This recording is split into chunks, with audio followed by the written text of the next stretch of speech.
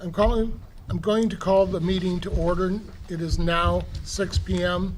and this is a regular meeting of the Kaneland Board of Education.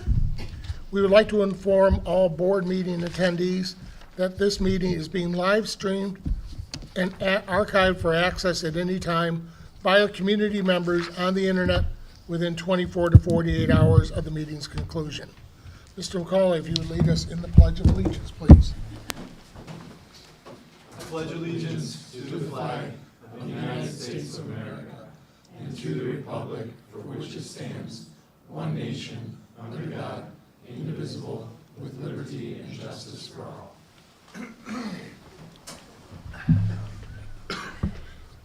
And a roll call, please. Mr. Mankivsky. Here. Mr. Kleisner. Here. Mr. Cook. Here. Mr. McCauley. Here. Mrs. Simmons. Here. Mr. Stallcup. Here. Dr. Lawler is absent tonight. With 6 members present, we have a quorum. Is there anything that the board would like to move from consent to new business? Hearing none, I will entertain a motion to approve the agenda as presented. So moved. Second. Motion and the roll call, please. Mr. Kleisner. Aye. Mrs. Simmons. Aye. Mr. Cook. Aye. Mr. McCauley. Aye. Mr. Stallcup. Aye. Mr. Mankivsky. Aye. Motion carried. We'll turn it over to Dr. Rowling. All right, great. So first, we have a presentation from our Kaneland High School Key Club and their sponsor, Ms. Kunz. Hello. I'm Mrs. Kuntz, I'm the sponsor. All I'll be doing is clicking on the slide.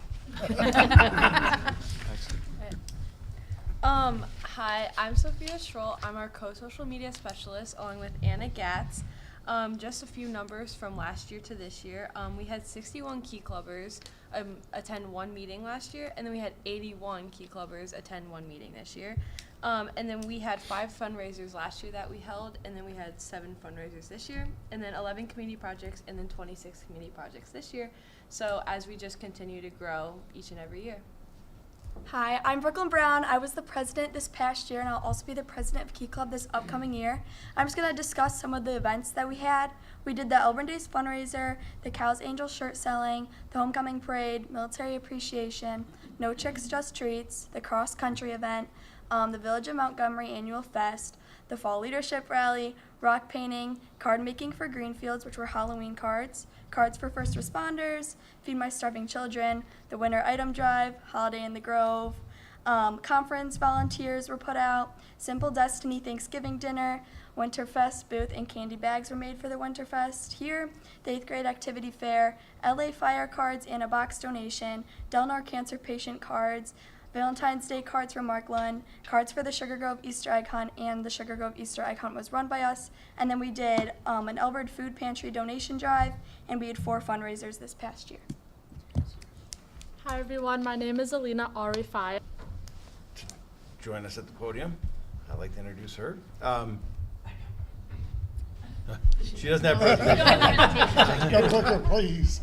We'd love to hear it, though. I do want to congratulate Ms. Stark for being named as the Elementary Teacher of the Year for the Illinois Association of Health, PE, Recreation, and Dance, IAFERD, which is a hard word to say, by the way. It is. I will tell you, I've been in Ms. Stark's gym a number of times, and I can share that it is a room filled with energy and learning. She does roller skating, golfing, bike riding, dozens of other unique and crazy games, engaging activities for our students. She also leads her students in learning about the importance of giving back to their community through some activities she does at McDowell. So she'll be honored at the state convention in December, and we want to recognize her as one of our knights that is excelling. So congratulations.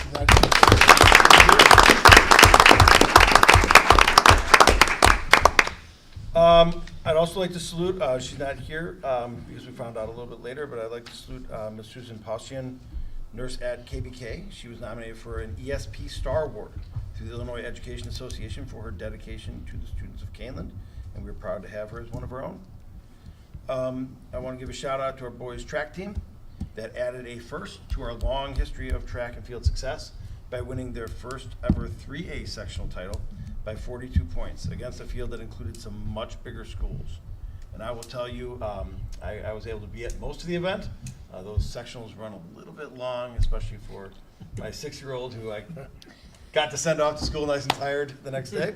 But it was a lot of fun, and the best part was not, I mean, obviously beating other schools was great, but the best part was watching every time one of our kids qualified for state, you would see a sea of white and black run over to the finish line and celebrate with them. So some great things going on there.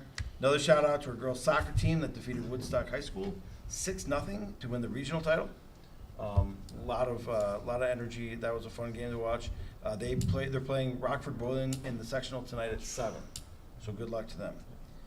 And then finally, I want to salute Sarah Slattery, some of our marathon meetings. I know we had some tough ones this year, but she's been a really positive part of our team. Not only is Sarah the student board member, she is actively involved in track, the crier, National Honor Society. Beyond that, she is a positive part of the Kaneland community that is present at so many events. I don't even know where she finds the time. Every event I went to this year, Sarah was there. So I can only imagine how many she was at. Taking pictures generally, but definitely supporting the community, and we are going to miss her, and she will be attending U of I in the fall. So look forward to seeing great things. And remind me what you're majoring in, because it's okay. It's changed a few times throughout the year. But, so she'll be majoring in journalism. So we're looking forward to that. So, and then we'll be introducing our new student board member at the end of tonight's meeting. And that's all I have. Great. Thank you.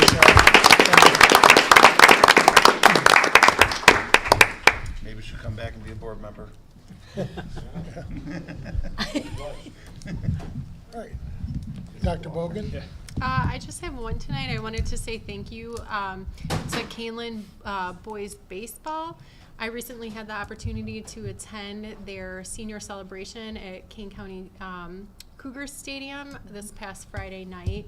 And it was just a really great event that was very well attended by parents, community, friends, other teams. My 2 children really enjoyed the evening. It was wonderful. But just all of the spirit and all of the cheering that went on for those teams. Kaneland travel baseball was there, youth baseball, and so it's just always nice to see such a wide variety of community support for our kids participating in things. Any board members? All right. The board appreciates everyone in attendance this evening and invites you to stay as we move into the new business part of the meeting. We understand that not everyone is able to stay for the entire meeting, and we wanted to make sure you know this is an open meeting, so you are able to come and go as you need. And we look forward to seeing you at future meetings. Tonight's consent agenda that contains the following information. Number 1, approval of accounts payable and payroll for May 2025. Number 2, approval of minutes of the May 12th, 2025 regular meeting. Number 3, approval of personnel. Number 4, approval of the Illinois Association of School Boards annual dues. Number 5, approval of policies from press issue 118. Second reading. Approval of participation in the Regional Office of Education Safe Schools. Number 7, approval of rental rates for school facilities. Number 8, approval of the handbooks for support staff on second reading. Number 9, approval of the 2025-26 administrative salaries. And the following informational items: Student Suspension Data Report, Freedom of Information Act Report, and number 12, field trip notification. I will now entertain a motion to approve the consent items listed. So moved. Second. And the roll call, please. Mrs. Simmons. Aye. Mr. Cook. Aye. Mr. McCauley. Aye. Mr. Stallcup. Aye. Mr. Mankivsky. Aye. Mr. Kleisner. Aye. Motion carries 6-0. The consent agenda is approved.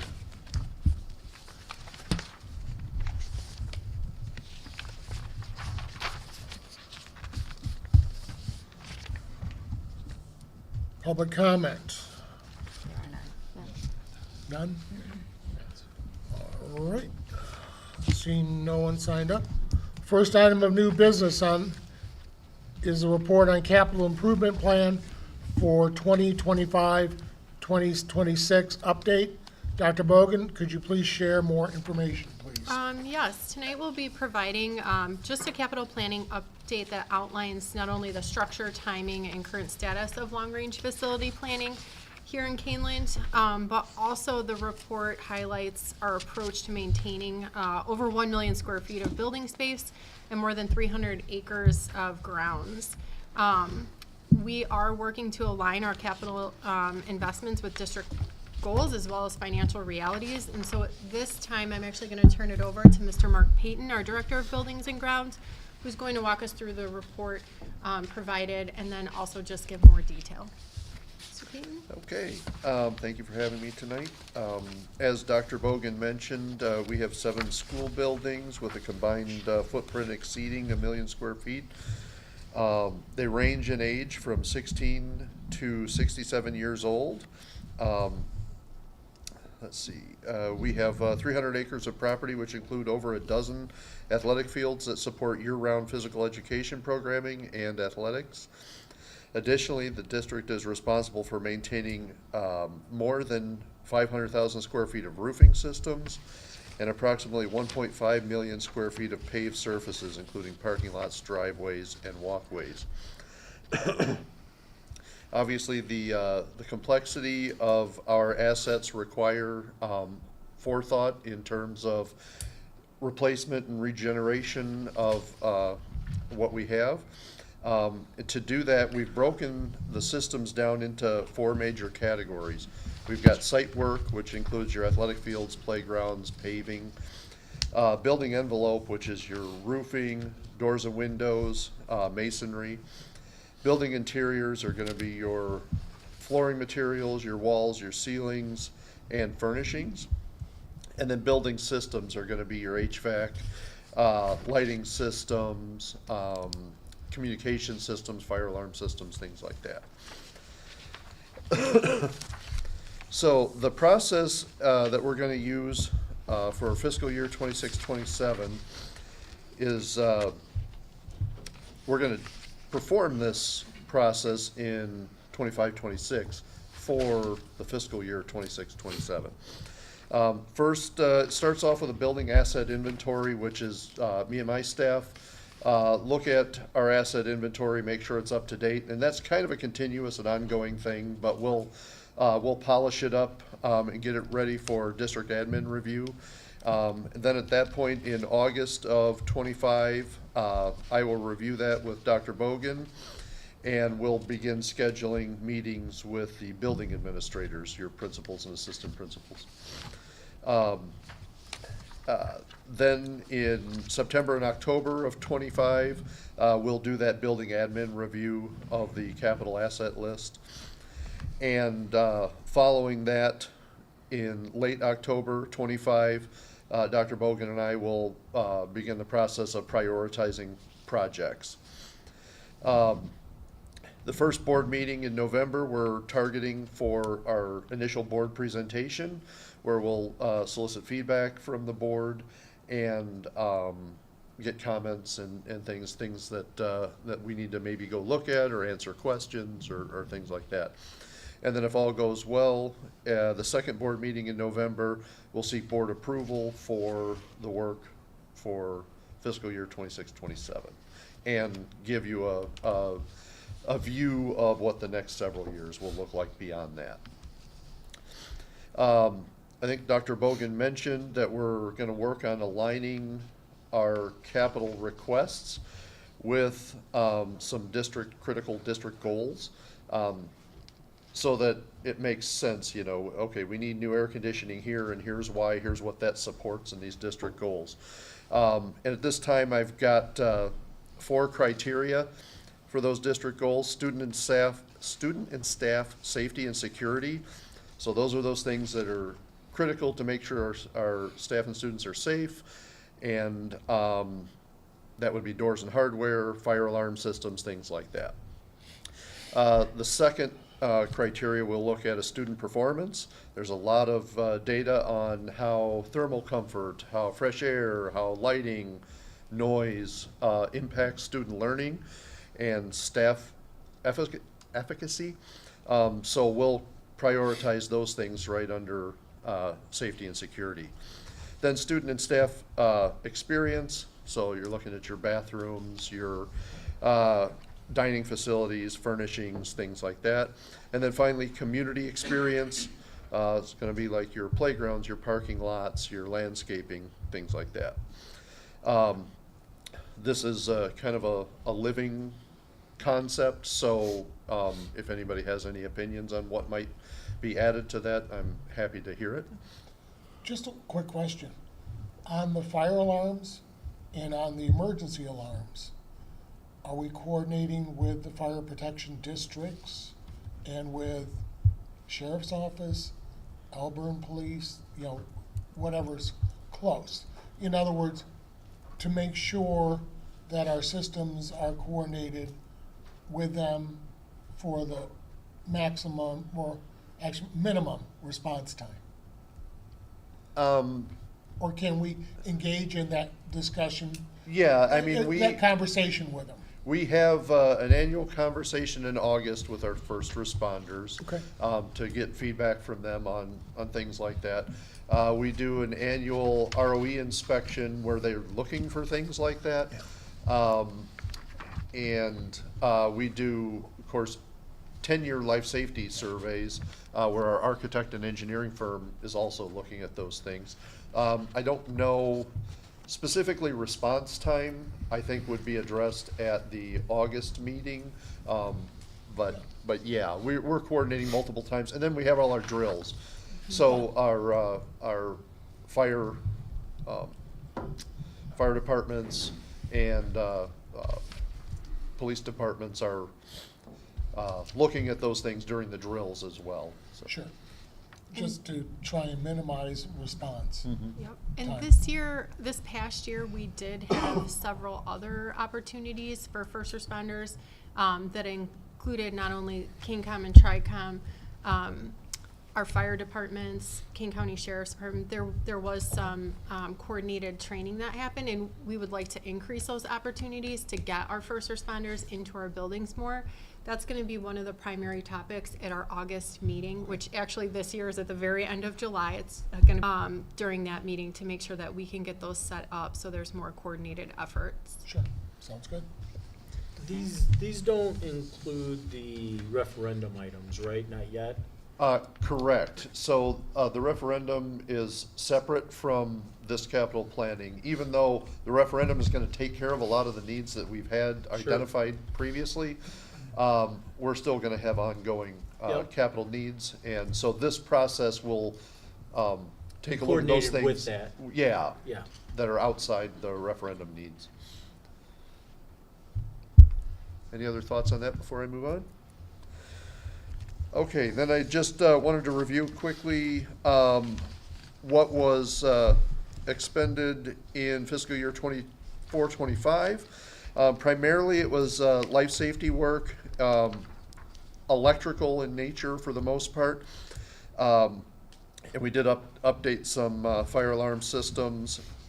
And this is all work to support the 10-year life safety survey that gets performed. And there were a couple of door replacements at Blackberry and John Shields Elementary. The total for that work was $913,534. And then the second big item for capital spending this fiscal year was the track replacement. Included a complete removal of the track surface, pavement, and some of the base stone, moving the long jump and pole vault areas outside of the stadium, and putting back new pavement, new track surface, track markings. Including the change orders, it came in at $1.3 million. In addition to the above projects, there was approved for a new driver's ed vehicle. The board approved $40,000. It looks like it's going to come in quite a bit less than that, but I'm still working with the vendor to get that finalized. For the fiscal year 25-26, we took a strategic look at reducing the amount we have been spending the last few years to help support the financial stability of the district. And additionally, I think for the referendum, trying to see where all that landed and things like that. So we have a chart here of the asks and approved projects, including some elevator controls, a little bit of sidewalk work, walk-in cooler refrigeration system, server room AC unit, a little bit of minor life safety work, and another driver's ed car. The big project we have is replacing the radio system with a digital system to help improve communications throughout the district, and hopefully put us on a 21st century path in that. Replacing some of the business office desks, additional classroom seating for Harder Middle School, replacing some cooking implements in the kitchen, and some clock systems at Blackberry McDowell, and some minor masonry repairs at Stewart. We also had asked for some furnishings for social studies and English classrooms. We're gonna be removing that from the ask because we want to make sure, now that the referendum has passed, that we're aligning those furniture purchases with the referendum work, and it was already kind of figured into the referendum request anyway. So we thought it's best to put that on hold until we get through the planning and make sure we're buying what the spaces need. So initially we had asked for $498,000, and with the removal of the high school furnishings, that's brought down to $393,000. Any questions? Yes. KHS life safety for 19, and the radio for 100, and the business office desk. None of those overlap with the referendum? Correct. Okay. I want to ask this question every year because I'm pretty sure every year on the board this happens. How many driver's ed cars do we have, and why do we buy one every year? Is that just the 3 years that I've We been haven't here? bought one since 2017, I think. There was one last year and there's one this year. Yeah, we have And one was- last year. So there's three, I'm sorry, step back, there's 3 vehicles. Okay. 2 of them are 2014 and 1 is a 2017. Mhm. Which we probably purchased a 2017 in 2018 because we buy used vehicles typically. Okay. So that would probably been the last time we bought one. So last year we asked for one to replace one of the 2014s. This year we've asked to replace one of the 2014s. Okay. And we'll probably wait a year or two then before we ask to replace the 2017. Okay. And then I think it's important to note, they get a lot of miles. do they? Okay. Oh, they are driving all day, every day. Even in the summertime, they're out I mean, driving Yep. They're out driving. to get all the students through the Yeah. driver's ed Okay. program. Sounds good. I didn't know there were only 3. I figured there were more. But that No, makes there's sense. just Okay. 3. I always want to ask about it. And then 40,000. I was looking at car prices today. 40,000 is a lot for a car, and you said it was coming in at a lot less, which is good. Yeah, What does that's it good. Typically, Um, come out to? We have a good partner and vendor that looks out for good quality used vehicles. Okay. So, Perfect.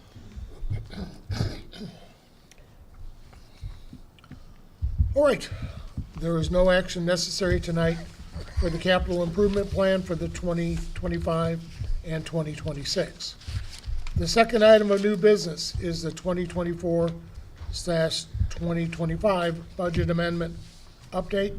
Dr. Bogan, if you could, please provide some more information. Yeah, so as part of our ongoing review of district finances, we are going to be bringing forward a proposed amendment to the current operations and maintenance fund budget specifically. This amendment includes an increase in expenditures totaling $596,000. The primary driver of this ask is $350,000 in anticipated overage and electric costs across multiple buildings. This is primarily and largely due to a billing system change on ComEd's end. Last year, because the change took place, we actually were not billed for services for quite a few months, almost, I believe, just over 8 months. And so those bills have come in this year, so we're paying for last year's services out of this year's budget.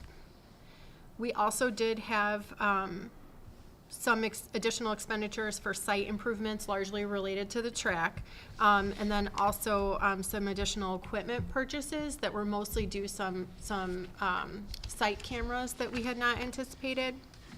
And so I do anticipate that the spending will be about realistically probably closer to $314,000, but the budget amendment captures everything all possible because we can't exceed what is approved.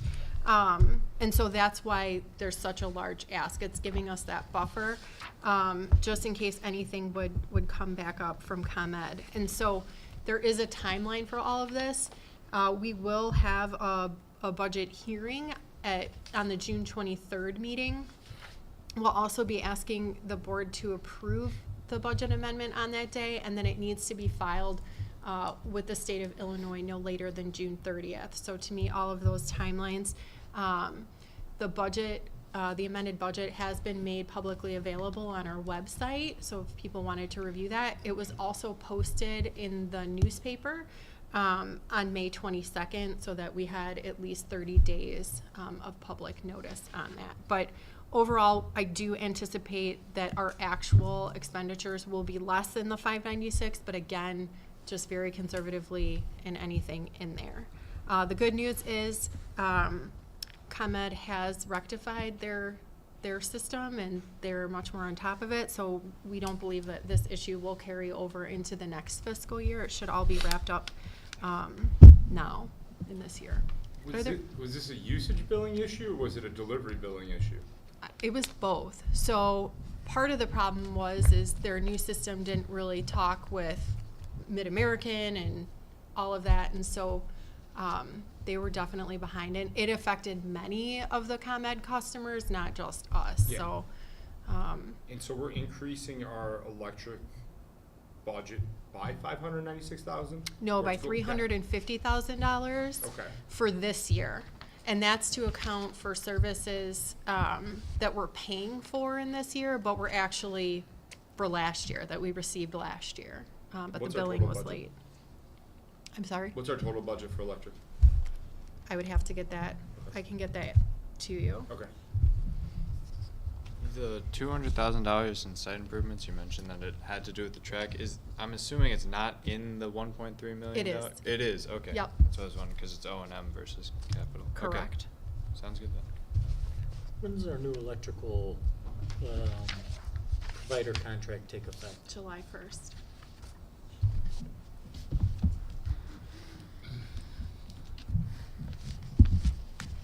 What Oi. other- oh, Oh, go ahead. I didn't know if there were any other questions I can answer. What about off topic slightly, but natural gas? I know that's all budgeted. Yep. Do you expect any kind of wild increases? Because when I was looking at it, potential 32% increase for NYMEX. Did you account for that, all of that already? We have, so I'm working on tentative budget right now and Okay. working very closely with Mr. Payton and then also our third-party vendor Okay. with Nania, with Becky Thompson, and Yeah. she's really given us some solid numbers Okay. that we can budget for. Good, because I want So- to be prepared because it is going to be kind of sticker shock, I know, for next year. Correct. And that's even, I mean, we're seeing that, you know, in electric as Oh, well, yeah. but Yeah. I think know we're, more so on the delivery side, but obviously, you know. So how much savings did we have on electric from last year then? If there was a billing issue? Were we super favorable to our original budget?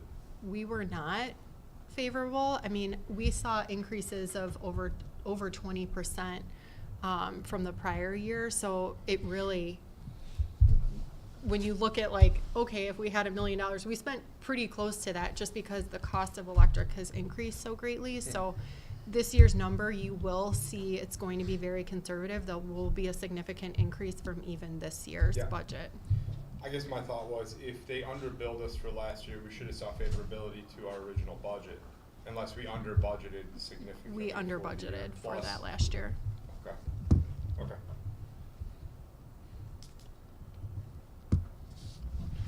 All right, there's no action necessary tonight for the 2024-2025 budget amendment update.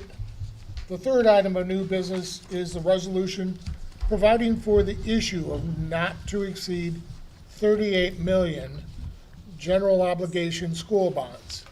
Dr. Bogan, if you could please provide some more information. Yes, so tonight we have Bob Lewis from PMA here.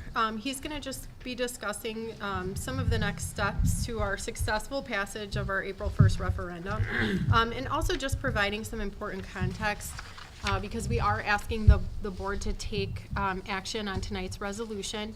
The full resolution is in the packet for consideration, but it really represents what are the next crucial steps that we have in advancing, this voter-approved capital improvement plan. Specifically, we are looking for the board to approve the issuance of up to $38 million in general obligation school bonds. This is going to be used to really start the work on those priority projects. And then also, as part of this, for funding just not only funding upcoming construction and improvement projects, but a portion of the bond proceeds will be used to refund some of the outstanding obligations that we have so we can optimize the district's overall debt structure. This resolution would also authorize several key components, including the execution of an escrow agreement, also the direct annual tax to repay the bonds through our levy, and then also the proposed sale of bonds to the purchaser. So with that, I will turn it over to Bob Lewis. Well, thank you for having me here tonight, and congratulations on your successful referendum. I've been here since then. So starting off here on slide 3, what some of the steps were just covered in the introductory comments, but what happened? And some of this has already happened. So the counties have up to 21 days after the referendum to certify the results. That's already occurred, so the results are considered final. And then the law allows for up to a 30-day petition period if somebody wanted to challenge the results. That's typically only something that comes into play with a very close outcome, whether it's a referendum or a candidate that has a contested outcome. So the petition period has also completed. And so the next step is what you have for consideration tonight, which is to approve a parameters resolution. So that resolution sets forth certain parameters that have to be met in order for the bonds to be sold and approved by the delegates of the board. Those parameters include such things as the maximum term, the maximum amount to be borrowed, and the delegates that are named to approve the sale are the assistant superintendent for business and the superintendent as the 2 administrative officials, and then 2 elected officials, which include the board president and the vice president. And one of each of those categories would approve the outcome in the notification of the sale. So the delegation isn't to a third party firm like myself, it is to other members of your district to sign off. The authorization that is approved lasts for 6 months, although it's contemplated that you will sell the bonds well before that 6 months is lapsed. Okay. So, some considerations that come into play whenever we're doing a bond issue that we always want to review with the board and administration relates to the tax-exempt status of the bonds. And what did that mean when I said the tax-exempt status? As a reminder, when you sell your bonds, the interest you pay to your investors, they don't have to pay taxes on that.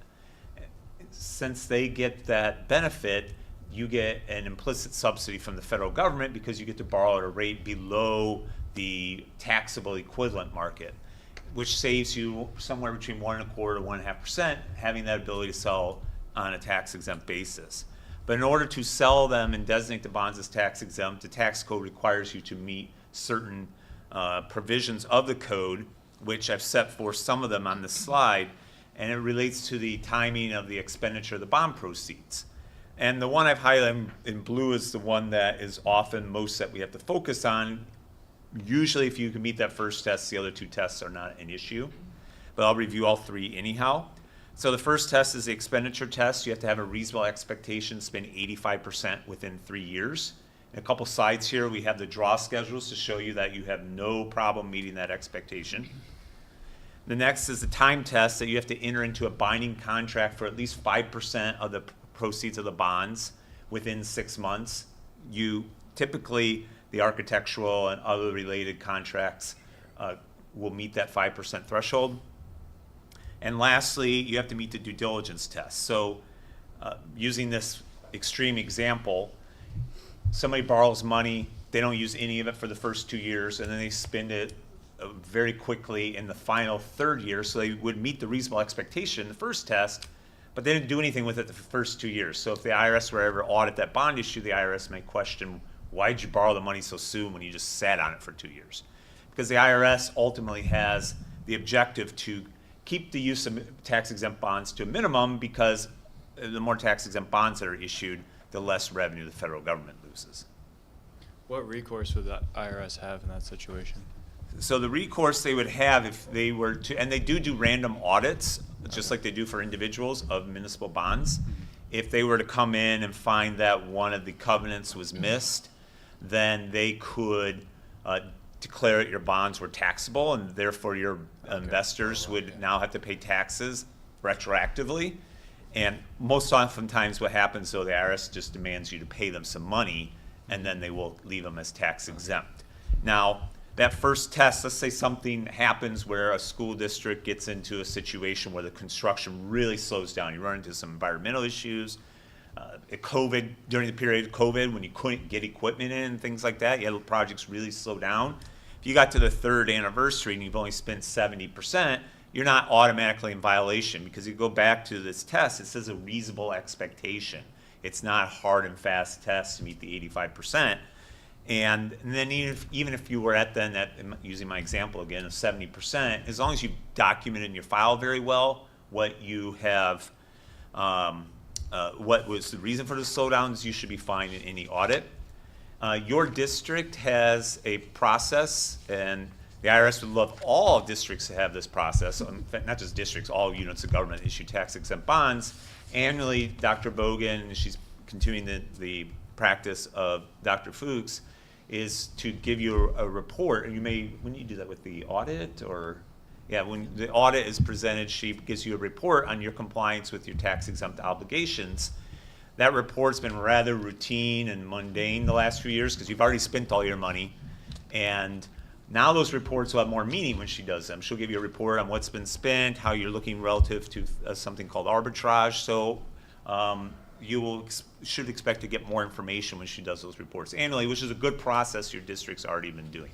And that's also something that you check the box on if the IRS were to ever audit you.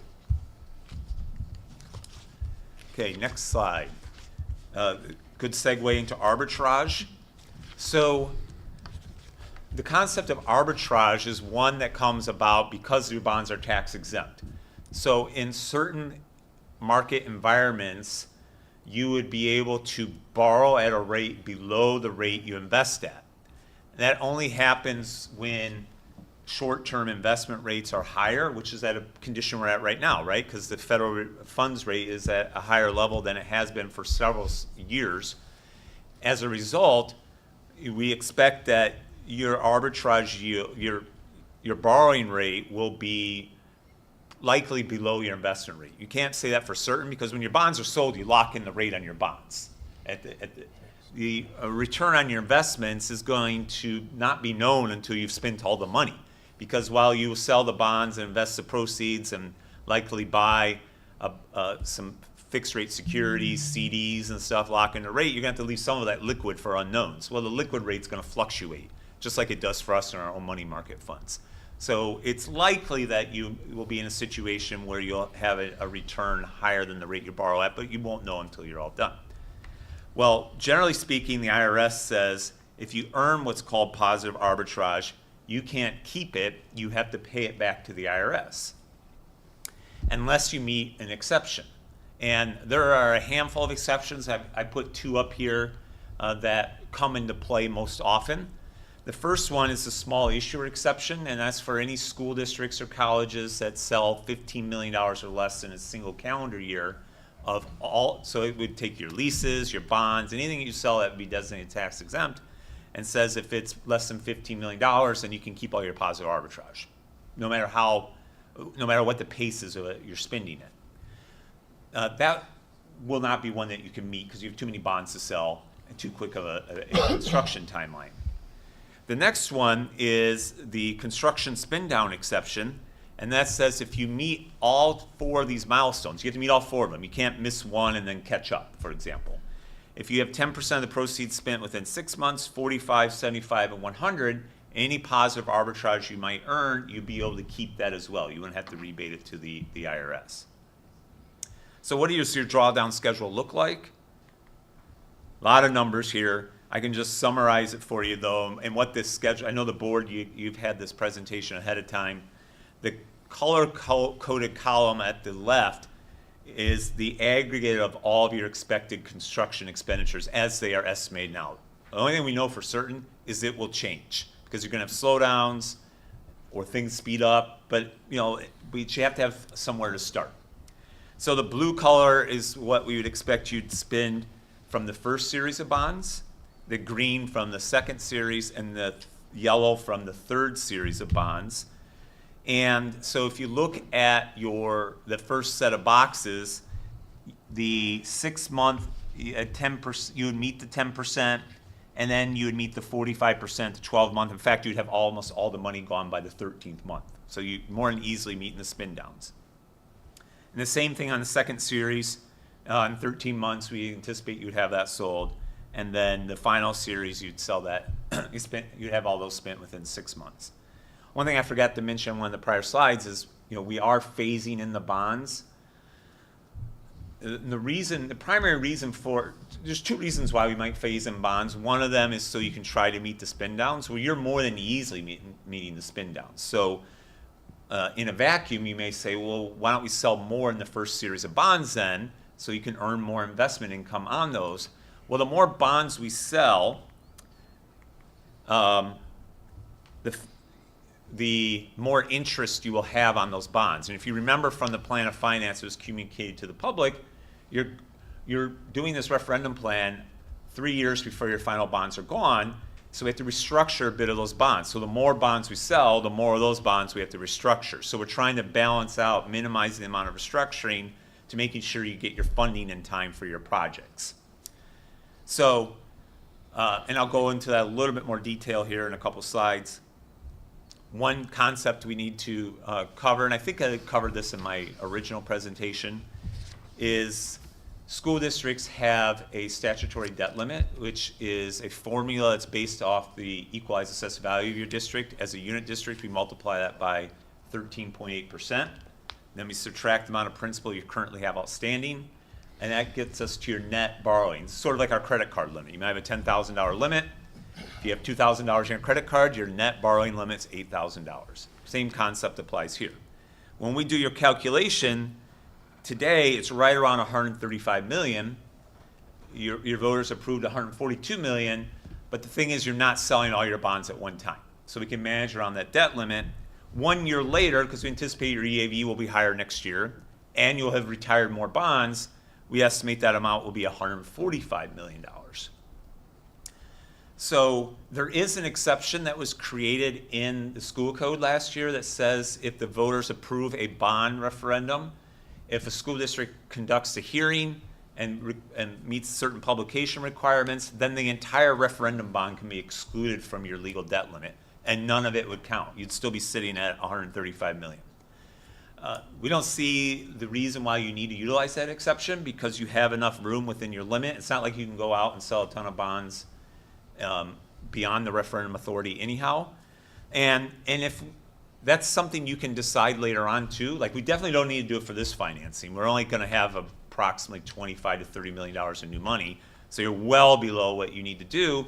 If the administration and PMA and the board changes your mind for the second financing, you can do the proceedings then to exempt the second financing, the third financing from the limit. But we definitely don't need to do it at this time. Okay, so what are the phases then? And this came from that spreadsheet that we had in the last section. And that is to sell roughly 25 million in the first phase, 87 million in the second, and then the remaining amount of $28.5 million in the third tranche. And again, the reason for the phasing is to minimize the amount of restructuring you need to do. And that resolution that you have before you tonight would authorize that first $25 million of new money for project construction, and then the restructuring. Now, the amount in the resolution is $38 million. We don't anticipate you would need that much. The restructuring that we need to do is roughly $8 million. So at 25 and 8, you get to 33. What's that extra $5 million for? One, we always like to have a little buffer anyhow, just in case. But after the restructuring, the two bond series that we're restructuring are the 15A and the 15B. There is some principal remaining, and the interest rate on those is, I believe, on some of the maturities around 4%. So if rates were to be lower, you might want to refinance those to a lower interest rate. In the current market, we don't anticipate you be able to refinance those to a lower interest rate, but things could change very quickly. So it could be a couple weeks from now that you could refinance the remainder of that $5 million, put it right back in the current years that's set to mature, but do it at a lower interest rate and save some money on that. I'm not anticipating at this time, but we want to have the flexibility in the resolution to do that. So this graph should look familiar. The the blue bars represent your current bond payments. And tax payment year 25 is that first line. Nothing's changing there. We're past the deadline. You could have changed that. And then you had 3 years remaining, 26, 27, and 28. Those are the 3 years that we have to work around to keep the overall levy from going up. So you see in that first year in 26, we're taking off just a little bit at the top to make room for the interest payment on this first series of bonds. So that little bit, that gets moved out here. But we're also taking some out of these years, anticipating the next financing to move that out there. And to make room for the next series of bonds. So here again, graphically, you can see the pledge to the taxpayers was to keep the bond levy the same throughout the remaining life of the bonds. And the good news is because we're keeping this amount the same, as new property comes into the district, which inevitably you will, I know that there's development taking place right now, that new property comes in and it takes on its share of the bonds. So all the existing taxpayers, their share of the bonds should go down over time. And then indeed, you can, what you would expect then is the bond tax rate would go down as the payment stays the same as that new property is coming in. So the next steps then are summarized on this slide. The board has before it tonight the resolution to consider. The board approves the resolution. We anticipate the bonds will be sold on June 16th. At least that's the earliest we can sell it. Now, if market conditions are not conducive at that time, things are very volatile, we'd recommend delaying the sale to the delegates and then reschedule for a different date. And what, by the way, what is the sale? What is happening with the sale? I've used that term a couple times. You know, PMA is your municipal advisor. We advise you on the structure, the rating strategy, and the method of sale. The method of sale is a competitive sale where we put the bonds out to bid for multiple underwriters to submit bids to buy your bonds. And whoever has the lowest true interest cost, which is a composite of their interest rate and their fee as the underwriter, they win the bid. So most recently, I had like a Lincoln Way 210 sale just a couple of weeks ago, and on that bond sale, I think we got somewhere around 8 or 9 bids. And so I anticipate their bond sale is around 30 million, so yours is about the same size. I anticipate you get a similar number of bids, at least 5, somewhere between 5 to 10, depending on market conditions and other factors that may be happening in the market. And then the bonds would close on July 8th. That's when you would have the proceeds in the bank, so those proceeds could be invested, and then you would also have them available to start paying some of your referendum-related expenditures. The last slide, I think it's the last slide. Yeah, the last slide I want to touch on, and this one represents 2 different data sets. The gray area represents the federal funds rate, And the purpose of that is to give you the context for Federal Reserve policy at different times. So you can see how they are raising rates to fight inflation. We stayed relatively flat. Then we started to lower rates at the end of last year, and then we stayed flat again with a lot of the uncertainty that's come into play with tariffs and other things. The Federal Reserve has slowed down the pace of doing their Fed cuts. And I wanted to point out the other data sets are an index of municipal bonds. So if the equity markets look at the Standard & Poor's 500, Dow Jones Industrials to see what the trends are taking place in the equity market. And we use this index to monitor trends taking place in the muni bond market. And what we've graphed here is the 1-year rate, the 5, the 10, the 20. Most oftentimes, we just want to focus on one. We focus on the 10-year rate. So the things had improved rather well coming out of the presidential election. And then as the news about the tariffs started to come out, some of the other things that were concerning to the markets, you started to see things creep up, then they came back down, and then they shot way up. What happened here? Well, that date was April 2nd. That was the date that President Trump called Liberation Day. And initially, when the announcement was made on Wednesday, bond markets reacted positively to it. Interest rates went down for a couple days, went down about 0.25%. And then the weekend happened, and I think everybody had a chance to rethink things. And the following 3 days, interest rates went up over 90 basis points, 0.9% in 3 days. And that was fairly unprecedented. We didn't have anything like that during the COVID period of time. And it just created a lot of volatility in all markets. I think we all remember what happened in the Dow during that time, right? And stability returned fairly quickly. Liquidity had to come back into the market, and since that time, rates have been trending downward. The last couple of days, I don't think I picked up I haven't picked up the last week. Last week, they've started to come back down a little bit more. And going into June historically has been a good month to sell municipal bonds, all other things being equal. Things can always pop up that surprise us. But one of the reasons we targeted June is just from the historical perspective, it's been a good month to sell. So what might cause us then to potentially recommend delay is if we entered into a period like this again. You never want to sell bonds when the market's that volatile.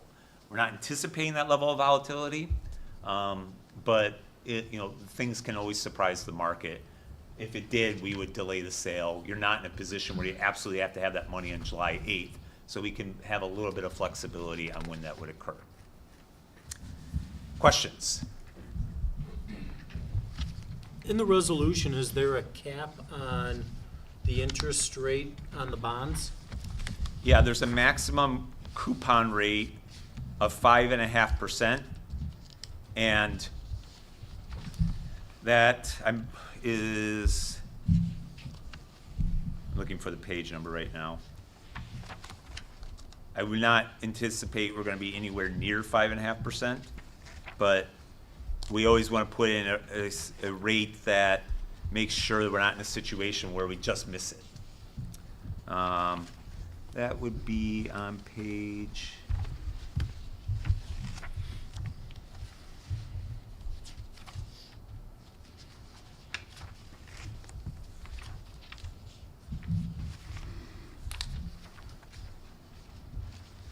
Just a second, I'm going to search for it. That's on page 5. It says, it's the paragraph that defines the bond shall become due on February 1st of each year. That's when you traditionally pay your principal. No later than 2045. And in the amounts not exceeding $5.4 million per year of principal and a rate not exceeding 5.5%.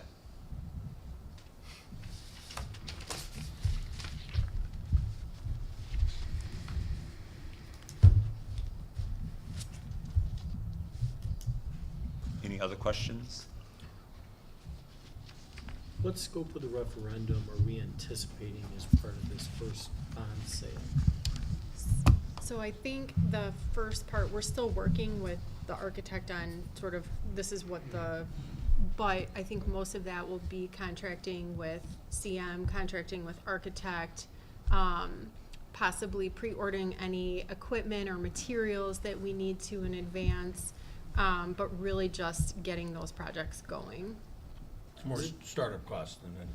right? Is it a single bond sale or is it multiple bonds that are being sold? In this So- first series, it's yeah. one bond sale that will cover both the new money and the refunding sold in one series of bonds. And there'll be principal payments in several different years.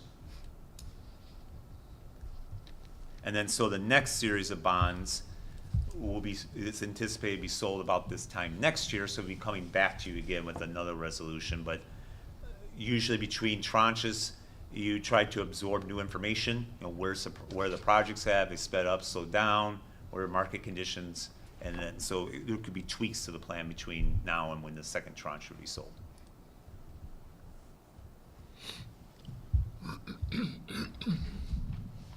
Okay. I will now entertain a motion that the Board of Education approves the resolution providing for the issue of not to exceed 38 million general obligation school bonds, Series 2025, for the purposes of paying certain costs of the capital projects approved by referendum at the April 1st, 2025 consolidated election, and refunding certain outstanding obligations of the district, authorizing and directing the execution of an escrow agreement, providing for the levy of a direct annual tax sufficient to pay the principal and interest on said bonds, and authorizing the proposed sale of said bonds to the purchaser thereof. So moved. Second. And a roll call, please. Mr. Cook? Aye. Mr. McCauley? Aye. Mr. Stallcup? Aye. Mr. Mankivsky? Aye. Mr. Kleisner? Aye. Mrs. Simmons? Aye. Motion carries 6-0. The resolution is approved. Thank you. Thank you. Thanks. Thank you. The fourth item of new business is the approval of 1.0 full-time equivalent special education teacher at Kaneland Harder Middle School and the reallocation of 1.0 full-time equivalent from Kaneland John Stewart Elementary School to Kaneland McDowell Elementary School. Dr. Rowling, if you could provide more information. I'm gonna pitch this one to Dr. Atkins. Thank you. So good evening, everyone. Just a quick reminder, at the minimum staffing plan in March, we take a snapshot in time of the state of the district at the end of February. We use that snapshot to make predictions and estimates for what we will need in terms of staffing in the coming years. Knowing that, we have a handful of significant events that we monitor throughout the spring, kindergarten registration being one of them, move-ins and move-outs being another one of them, high school registration being one of them, and then finally the special education IEP process. For those of you that may not be familiar, students with IEPs typically have an anniversary date in late spring for an annual review or a 3-year reevaluation. At those meetings, determinations are made for what their needs might be in the coming year, and a plan is developed, which becomes their IEP, which becomes a must provide for the district. And so the board will often ask when we talk about staffing, is this an optional thing? Are we choosing to do this? Is this programmatic in nature, or do we have to do it? Tonight's presentation is about a have to. This is about IEP compliance. So since the minimum staffing plan, we've had a couple of changes to our IEPs and our IEP loads at 2 of our sites, one of which is the middle school here. The other one is at McDowell. We've had an increase of students needing services there. And we've also had a decrease of the service needs at Stewart. And so what we're asking for today is the approval of $60,000 of an expense for the FTE at the middle school, and then basically an exchange of the FTE from Stewart to McDowell to cover the needs there. So I wanted to thank Fran and the special education teams at Harder, at McDowell, and at Stewart for all of their work this past year with our students and at all of our sites, but for those 3 schools and specifically that had the changes to our IEP needs. That was a lot. So any questions? All right. Thank you. Questions? All right, I will now entertain a motion that the Board of Education approve an additional 1.0 full-time equivalent special education teacher at Kaneland Harder Middle School and the reallocation of 1.0 full-time equivalent from Kaneland John Stewart Elementary School to Kaneland McDowell Elementary School. So moved. Second. And a roll call, please. Mr. McCauley? Aye. Mr. Stallcup? Aye. Mr. Mankivsky? Aye. Mr. Kleisner? Aye. Mrs. Simmons? Aye. Mr. Cook? Aye. Motion carries 6-0. The resolution is approved. The fifth item of new business is a post-referendum communications plan. Dr. Rowling, if you could provide more information. Yes, I'm going to hand this off to Mr. Chavez. All right, good evening, board members. I do want to start off with a couple of stories to share. We're going to talk about past triumph and future partnership. They say that communication is key. It's how we build trust, how we make sure that our community feels that they are part of the journey when it comes to our shared mission and vision. First, I want to talk about the pre-referendum communications plan. And that was a great success in collaboration with our board, our staff, and our community. So it was great to see everybody get out there and come together for this shared vision. Our strategy was simple yet powerful. It included really just focusing on transparency, clarity, and also just showing the why. We didn't just go out there and tell people what we needed. We showed them the reasons why we needed this for the future of our students and to move this district forward. Our website became a hub of information. Our social media buzzed with a ton of social media posts to really get the information out there. We held countless community forums. We wanted to make sure that we answered every question, no matter how big or how small. Let's take a look at the overview of some of the actions that were taken for the pre-referendum communications plan. There were over 115 social media posts. We reached over 43,000 users. We had over 8,000 interactions. I produced over 14 videos that garnered 2,750 views. We did 5 press releases that resulted in over 10 news stories. I launched a social media advertising campaign which had over 54,000 views. We included advertisements in local publications such as the Kane County Orange Peel Gazette. And we also distributed mailers, which reached over 9,000 businesses and homes, and much more. We already talked about some of the committees and some of the forums that we held. The result, the referendum passed. So I'm very proud of that. That wasn't just a win for the district. I think that was a resounding vote of confidence from our community.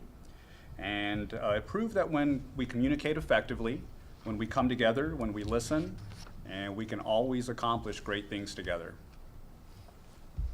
So next, I'm gonna start talking about what we're gonna be doing post-referendum communications here. Passing the referendum was a very significant achievement. Really, though, that was just the opening act. The really important part is implementing these facility improvements. And with that being said, we have some very significant projects, as were just discussed. That's some large amounts of money. So it's very important now to have a very robust communications plan as we move forward so we can continue to engage our community. We want to make sure that we have a roadmap, a clear roadmap, that we get to our end goal efficiently. Also want to make sure that we get there safely and that we bring everybody along with us and everybody knows where we're headed. Our overarching objective for the post-referendum period is clear. It's to effectively communicate with the Kaneland community. We will continue to ensure there's transparency, there's engagement, and a partnership that really values community input. And we want to make sure that we continue that. We're excited about the future of our schools, and we want to make sure the community is excited about that as well. So let's jump into some of the key components here of the post-referendum communications plan. So one thing I want to start with is just a high overview of everything. We're going to continue there to provide regular updates across our various channels, mainly our website, social media, and newsletter. We're going to continue to push out that information, but we want to make sure that information's tailored. Let's face it, your Kaneland High School student probably isn't reading that district newsletter, and your grandma's probably not, checking out X. So we want to make sure that those messages are very tailored. We want to make sure that we inform our community about those project milestones. We also want to make sure that they're aware of timelines and also opportunities for them to get involved as well.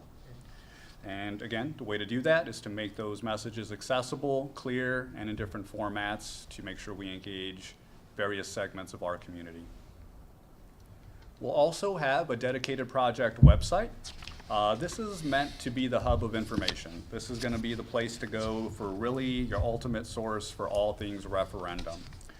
This is going to have your detailed project information, transparent financial information, architectural designs, construction plans, and just those progress updates.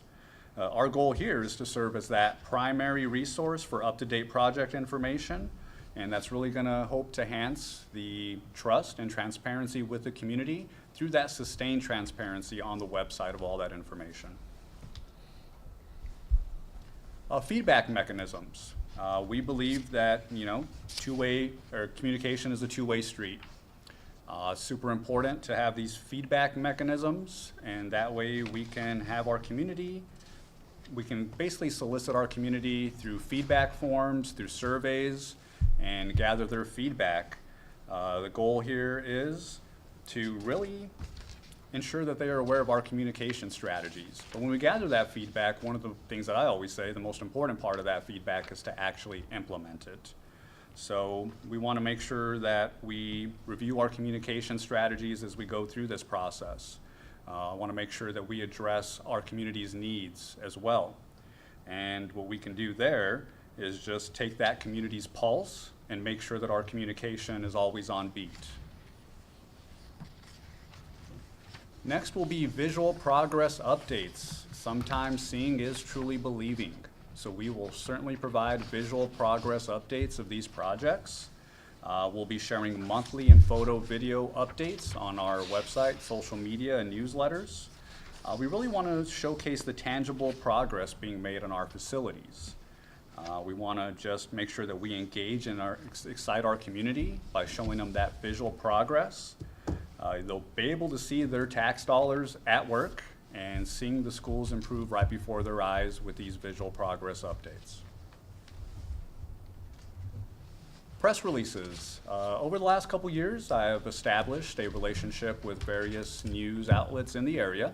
So another thing that we want to do is continue to leverage press releases and target the local media.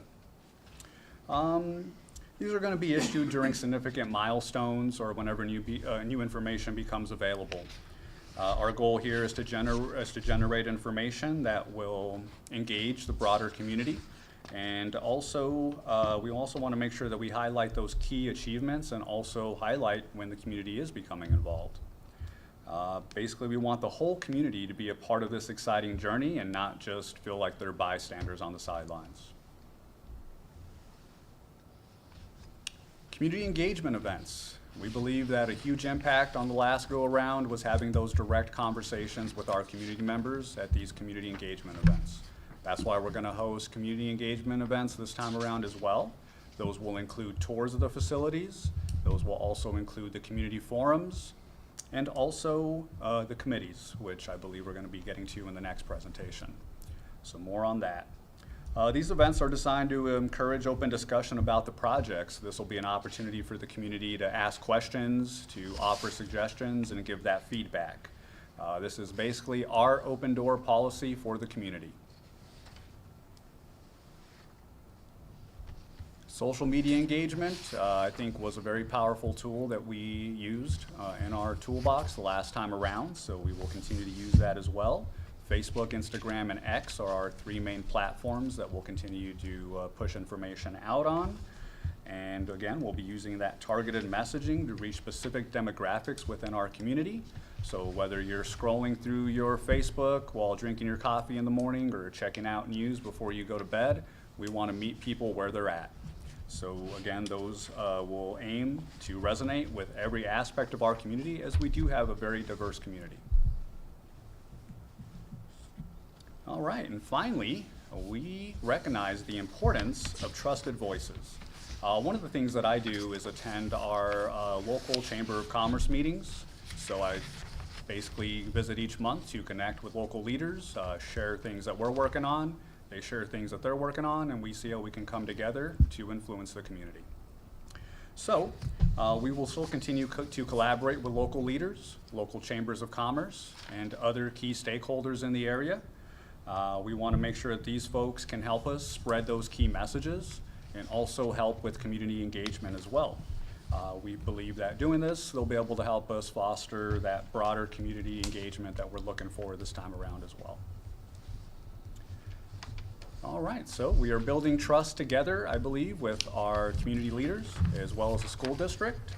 We're going to go ahead and continue with this post-referendum communications plan, but it's not just a detailed strategy. It's a commitment to the Kaneland community that we want to continue to be transparent. We want to make sure that Kaneland remains a transparent and also a engaging entity as we proceed with the projects with our community. We want to prioritize interaction, transparency, and regular updates. We hope to foster a deep trust with our community by engaging in this communications plan. And we want to, we're not just building buildings here, we're building a stronger, more connected Kaneland with completing this referendum. Thank you. Any questions? What's your timing on issuing the schedule for the town halls or some of that? How far out in advance are you looking to schedule these? Sure, we don't have a schedule quite yet. The first step is going to be to present those committees tonight, the structure for everything. Once we have that structure set and it's all agreed upon, then right from there we can start scheduling those tours depending on when the projects get along. Also identify if there's maybe an opportunity for tours to see what the conditions look like prior as well. And then also start scheduling some of those community town halls as well that we want to engage with and everything else. But coming soon, no schedule at the moment, kind of taking it in those steps there of establishing those committees first. Yeah, I think the financial transparency is gonna be the biggest one, right? We passed and that's, we all heard that feedback. It's like, all right, well, if you guys get this money, what are you gonna actually do with it? As if we can kind of hide it somewhere, put it in a hole, and then use it for our retirement. So I think that's gonna be the biggest thing, is communicating when we're spending this money. So even to the point of communicating, hey, we issued bonds for $35 million. This cash is now in hand on this date. Here's what we're gonna do and how it's gonna work itself out. Up front, $35 million is gonna go into architecture and building plans and pre-ordering materials, just so these folks know, and we know, of course, where these dollars are being spent.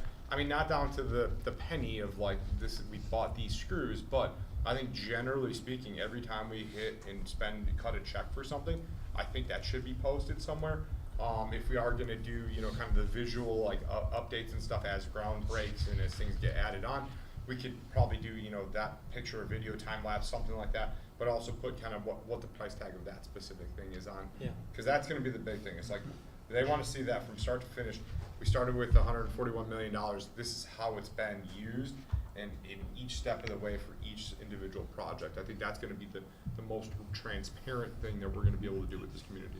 Yeah, it's a great point, great feedback. Things are already rolling, so it's good to start putting that information out there. I think that's a great idea whenever you're showing that visual progress to then put that price tag on it so you can correlate that information. Yeah, I think you're already on that. I think that's where you're going with all of it anyway. I just wanted. Yeah, that's a great point. Yeah, good feedback. I like that, and maybe there's a way at a financial page as part of this that you could say, put some real big buckets: planning, pre-ordering,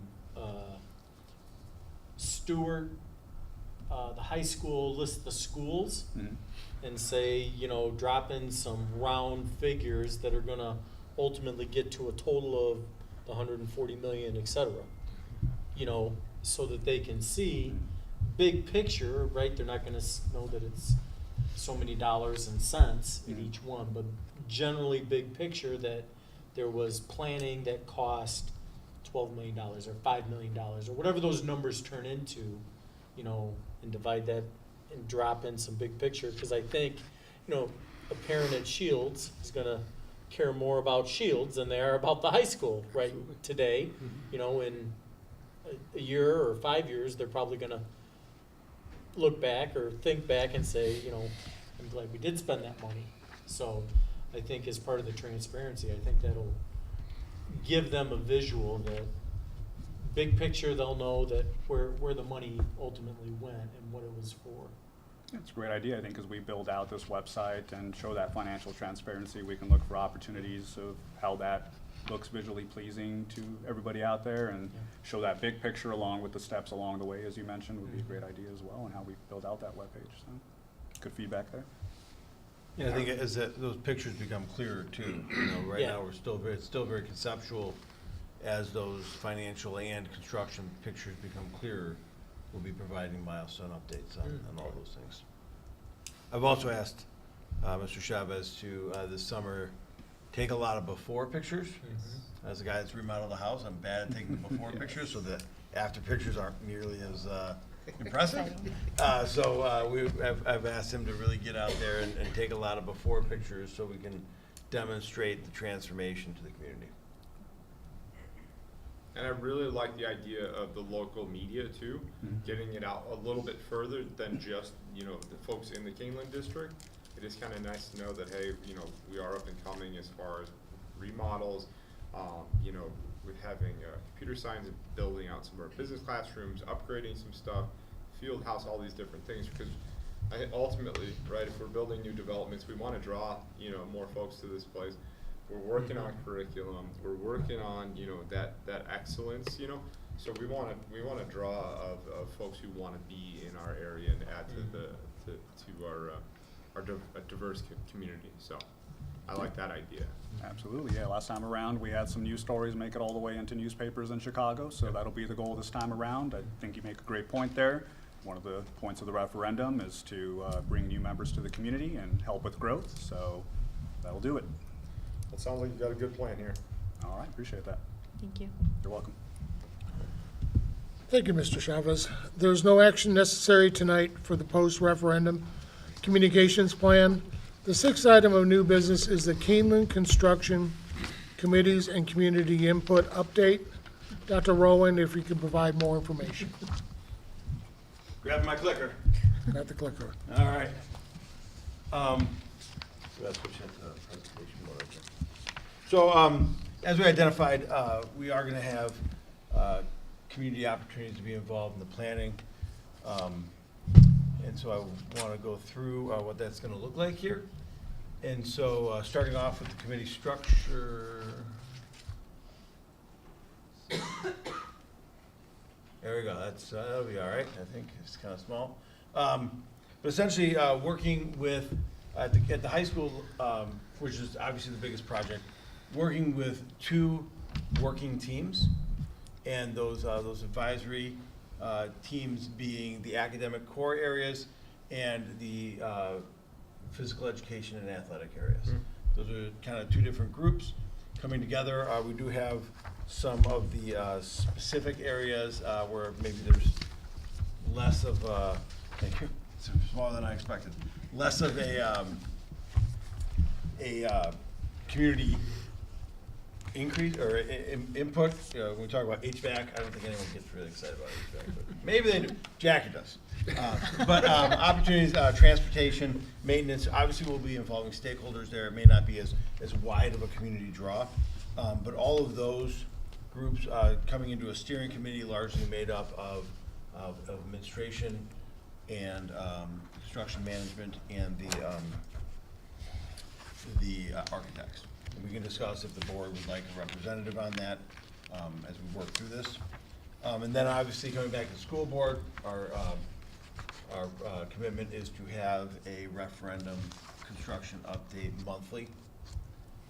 And then as we move into the committee structure for next year, the facility and finance committee would obviously get a little more detailed on some of those things. As we look at the elementary schools, obviously a slightly smaller set of projects there. Again, HVAC and roof, carpet flooring. We do need to involve some stakeholders, maybe not again at the same level.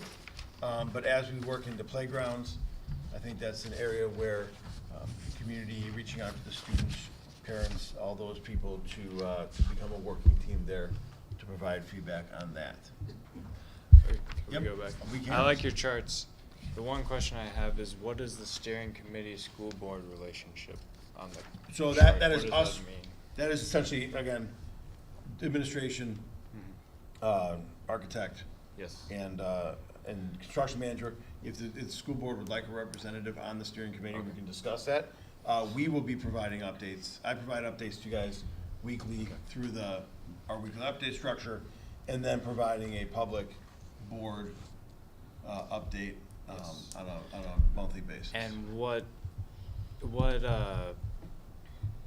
input or say, does the school board have any say? Yeah, so anymore? I think there's a couple of options. School board members we could sit no more than 2 school board members on each one of those advisory input teams. Or as I said, if they want to have a member or 2 on the steering committee. The steering committee is more of a detail level. Okay. This is more of I'm putting here like all of Yes, this, yeah. sorry. The advisory user groups are more of a concept. Tell us what you want, right? Tell us what you'd like to see in a field house, and then go back, have the architect and the CMs go back, work with us, and really kind of put together like what it looks like, right? Yep. Kind of like the HGTV, and then how does it really manifest? And throughout that process, again, continually bringing information back to the school board through the normal channels that we communicate. Okay, so not that I want to be a micromanager, or not that anything's going to happen, but if something comes to the steering committee and then it's presented to the school board and we're like, whoa, Right. this is not what we thought was going to happen, what can the school board do? Well, that would be you directing me to change plan. Oh, as a school okay, board. but you can't do that, I will continue to work for you throughout this entire project, so if there are areas where, and that's where that normal update, and here's where we're going, and if there are junctions that don't fit, like, if we plan our board update on the construction for the second meeting of the month, but there's an important junction, I'm not gonna wait. I'm gonna bring that to the first meeting and say, provide me your input. If there's a point at which we need a decision made, we'll bring that here. Okay. Sounds good. All right? So on any one of those, items like science or locker rooms or any one of the circles, what makes up one of those circles? What's the composition of those? Yeah, so those are opportunities where we may,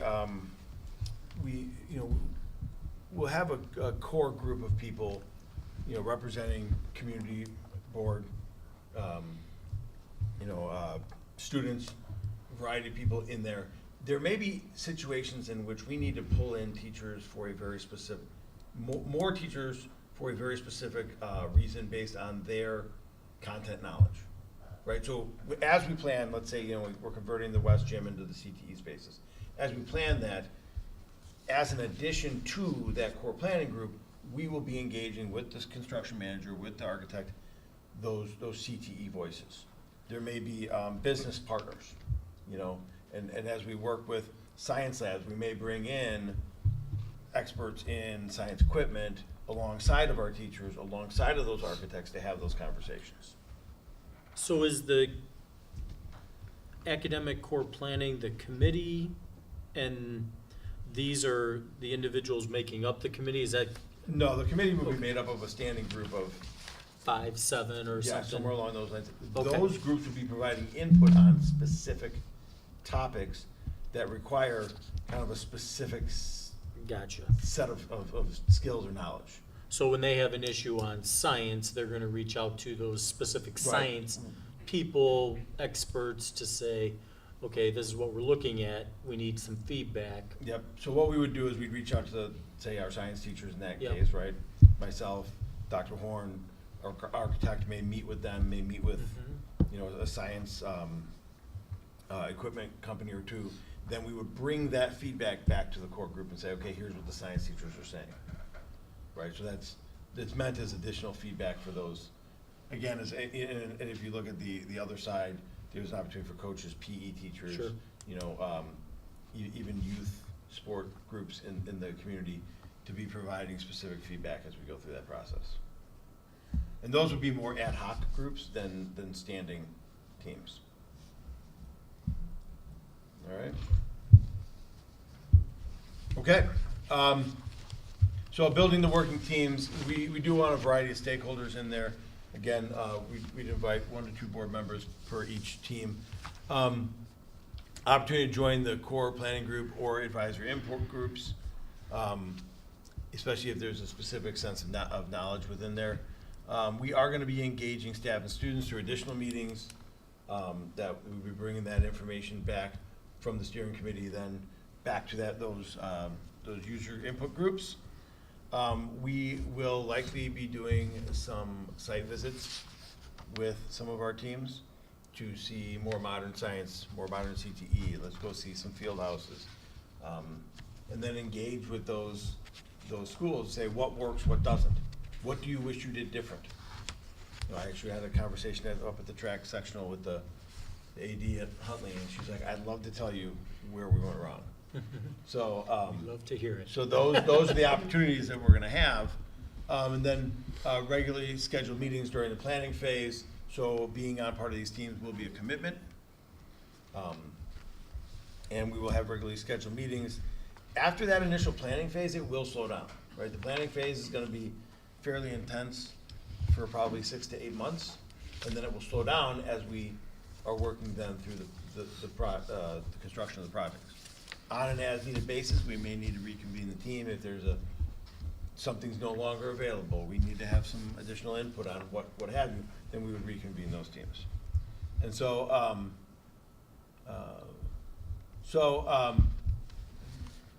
maybe it's not on there. I meant to put it on there. So what we will be doing, it's a Google form.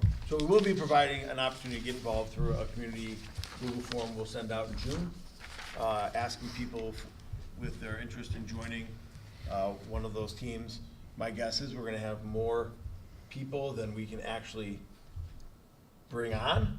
A committee of 20 is not a committee, it's a pizza party. All right, so we do need to pare that down to make it really a working group. But those people who are not chosen for one of those, you know, more core groups, we will say if you're interested in being involved in some ad hoc groups, we can reach out to you in those capacities too. So then, community feedback opportunities. I know Mr. Chavez alluded to this. We will be having town hall meetings during the planning phase and then throughout. Probably not at the pace I did this year. Okay, that's fine. Or if so, I'll just have to have a talk to my wife about it. But we'll also be using community feedback surveys.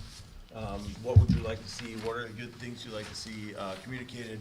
We do, I like my surveys, so expect some of those. And then we do expect to have some update town halls throughout the construction phase.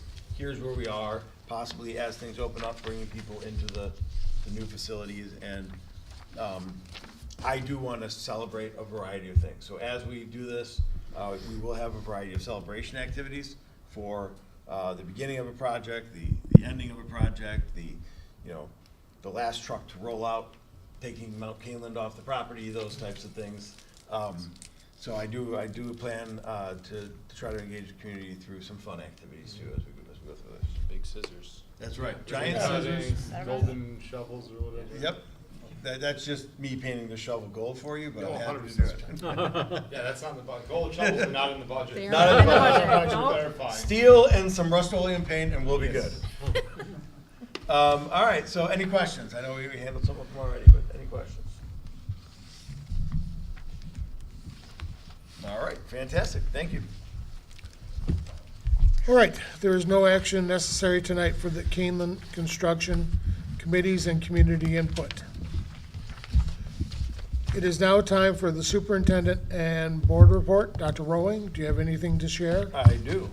So we will be having a special board meeting June 23rd at 6 p.m. to allow us to approve some hiring that we are currently in the process, mostly administrative, and to conduct some business necessary for our budget as we identified earlier today. So we want to make that clear. Good luck to our baseball team as they begin state regionals tomorrow, playing Wheaton Academy at home at 4:30. I was going to say good luck to our softball team. They were playing this afternoon, but they won 3-0 over Woodstock North. So it's been a good year for us against Woodstock in a variety of sports. So, so they won 3-0 this evening. They will be playing, I believe, Friday afternoon. I'm not sure who their opponent is. And then finally, I do want to introduce Sophia Schroll as the student board member for the 25-26 school year. Sophia is a member of the Crier, the Key Club, Student Council, and has covered a variety of board meetings this year, so she's not a new face to the boardroom. She's going to get a new seat.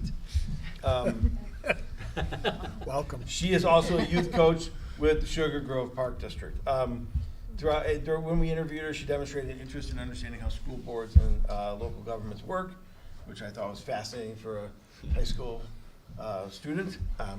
Looking forward to that. I really look forward to working with her over the next year and her continuing the tradition of great student board members. She's got big shoes to fill, but I think she's had a little mentoring in that. So that is all I have for today.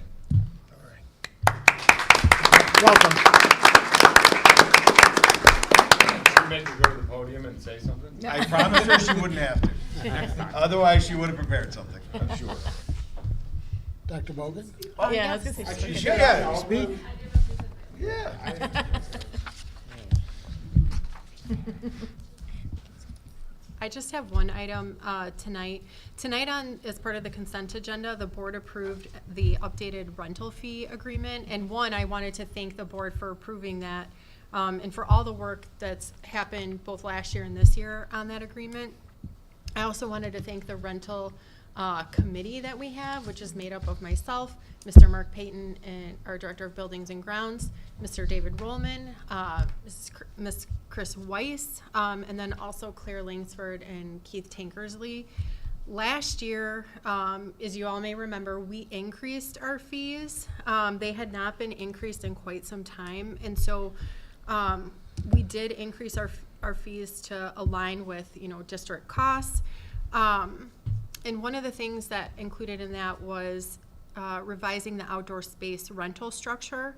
We had updated it and went from a flat fee and implemented a new model that was a team-based structure, and it ranged from $800 to $3,500 in that new fee. And so as part of the change this year, we did simplify that. We went back to a flat fee of $1,000. We got rid of the team structure.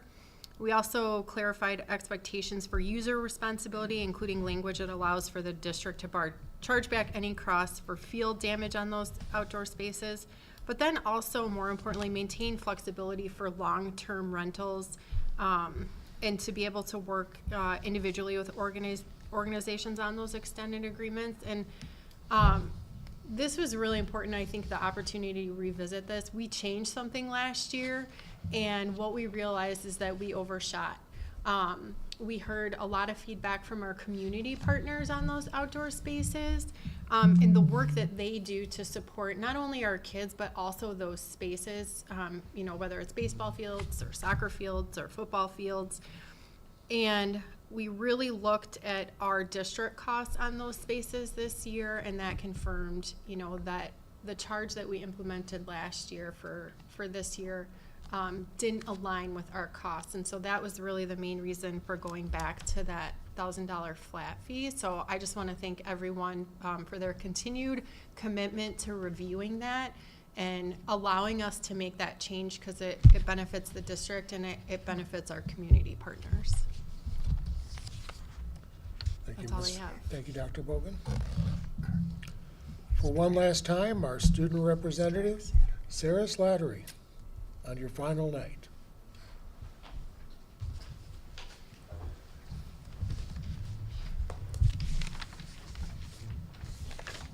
I just realized that for 3 years in a row, the representative has been a crier member. Yeah. Yeah, very interesting. Good evening. The school year has now come to an end. Last week, after long studying hours and hard work, high school students finished their finals on a high note, with summer right around the corner. Seniors spent their last week filled with fun, memorable, and lavish activities, including senior sunset on Peterson Field, athletic and academic award ceremonies, a senior cruise at Navy Pier in Chicago, and the graduation ceremony itself at NIU. I participated and attended each of these events, and I can personally say they all made my last week extremely memorable. Getting this opportunity to be student representative this year taught me so much more than I thought it would. Not only did it teach me about the insights of the Kaneland community and its values, the literal logistics and financial aspects that are taken into consideration, but I also learned what it means to be a respected leader and voice for those around me that may not have the confidence to come up here and speak. Holding a respected position like this comes with a lot of opportunities and responsibilities. It also comes with necessary commitment that could be challenging at times. However, this role taught me how to hold myself publicly and speak to others better, to which I will always appreciate. Next year, I hope you can give the next student representative the same insights I saw and learned while I held this position. Sophia Schroll and I met last year through the Crier, and we've been close ever since. She's one of the most intelligent, grounded, sincere, and motivated students I know. Her passion for everything she does proves to me just how well she'll handle this role. Because of this, I implore you all to talk with her, learn more about her as a person, and use her well-rounded insight to help you get a better understanding of the student body as a whole. With all this being said, this position helped me greatly when it came to learning more and becoming more educated in areas that I was more ignorant of initially, and I can't thank you all enough for it. I hope the next year will provide a wonderful learning opportunity for Sophia, as it did for me. I already know she'll tell me all about it, because we talk every day. So, thank you, and I have to. Thank you.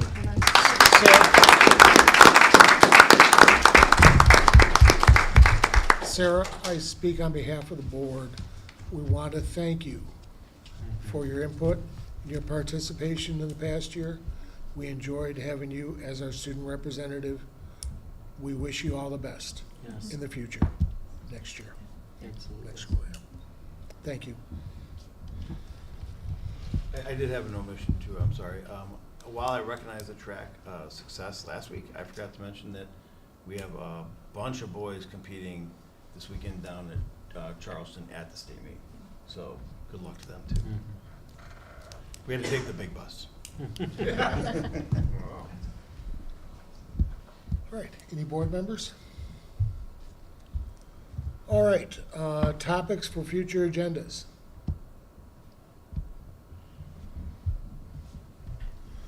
Seeing none. Do we need to put the retreat on for June? I sent out a survey on that to schedule it, so I'm waiting for a few more people to get their information in, and then we'll get that scheduled in.